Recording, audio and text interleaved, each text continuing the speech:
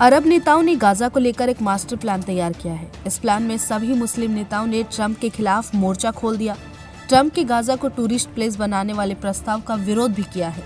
इसके साथ ही ये भी कहा गया कि गाजा के भविष्य को लेकर कोई भी फैसला केवल फिलिस्तीनी नेतृत्व और जनता द्वारा लिया जाएगा। मिस्र ने 53 अरब डॉलर की लागत से 5 सालों में गाजा के पुनः निर्माण की प्लानिंग कर ली है। इसमें फिलिस्तीनियों को दूसरी जगह नहीं बसाने की बात भी की गई, जो अमेरिकी राष्ट्रपति के प्रस्ताव के बिल्कुल खिलाफ है। मिस्र की योजना को मंजूरी मिलने की उम्मीद जताई गई है। इसमें गाजा के व्यावसायिक बंदरगाह, प्रौद्योगिकी केंद्र, होटल और एयरपोर्ट बनाने का भी प्रस्ताव है।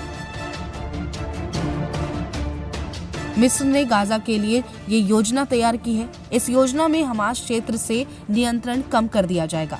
प्लान के तहत एन्क्लेव को अरब और पश्चिमी देशों द्वारा कंट्रोल अंतरिम निकायों में बदल दिया जाएगा।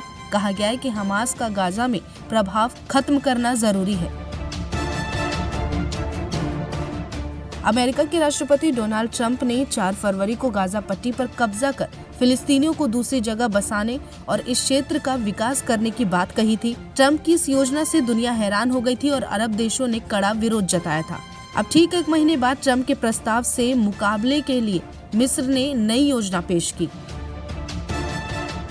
इस पर मंथन करने और मुहर लगाने के लिए अरब नेता मंगलवार को मिस्र की राजधानी काहिरा में जुटे। इस बैठक के दौरान नेताओं ने ये स्पष्ट किया कि वो अमेरिका और इजराइल द्वारा प्रस्तावित किसी भी ऐसे समझौते का समर्थन नहीं करेंगे जो फिलिस्तीनियों को उनकी जमीन से विस्थापित करने की कोशिश करेंगे। उन्होंने एक स्वतंत्र फिलिस्तीनी राज्य की स्थापना पर जोर दिया और 2 राज्य समाधान को ही एकमात्र विकल्प बताया है। इजराइल ने अमेरिका द्वारा प्रस्तावित एक ऑप्शन संघर्ष विराम योजना को स्वीकार कर लिया, जिसमें हमास के कब्जे में मौजूद बंधकों की रिहाई के बदले युद्ध विराम बढ़ाने की बात कही गई। हालांकि इस योजना में अधिक फिलिस्तीनी कैदियों की रिहाई का कोई उल्लेख नहीं किया गया, जो कि संघर्ष विराम वार्ता का एक महत्वपूर्ण मुद्दा है। बता दें, इजराइल ने गाजा में खाद्य आपूर्ति, ईंधन और दवाओं की आपूर्ति पर रोक लगा दी ताकि हमास इस नए प्रस्ताव को स्वीकार करने के लिए मजबूर हो जाए। हालांकि इस कदम की अंतर्राष्ट्रीय स्तर पर आलोचना की जा रही है और इसे अंतर्राष्ट्रीय कानून के उल्लंघन के रूप में भी देखा जा रहा है।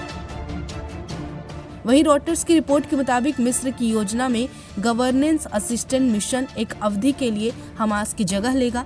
ये मानवीय सहायता और युद्धग्रस्त गाजा के पुनः निर्माण की जिम्मेदारी निभाएगा। मिस्र की योजना के उद्देश्यों की रूपरेखा में साफ साफ कहा गया कि अगर हमास जमीनी स्तर पर स्थानीय शासन को नियंत्रित करता है तो गाजा के पुनः निर्माण के लिए कोई सामने नहीं आएगा।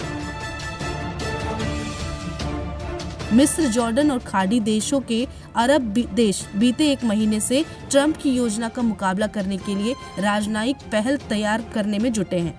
कई विचार पेश किए गए, जिनमें मिस्र का विचार सबसे आगे रखा गया। ये योजना गाजा से फिलिस्तीनियों के बड़े पैमाने पर विस्थापन के अमेरिकी प्रस्ताव को खारिज करती है, जिसे मिस्र और जॉर्डन जैसे देश सही नहीं मानते हैं।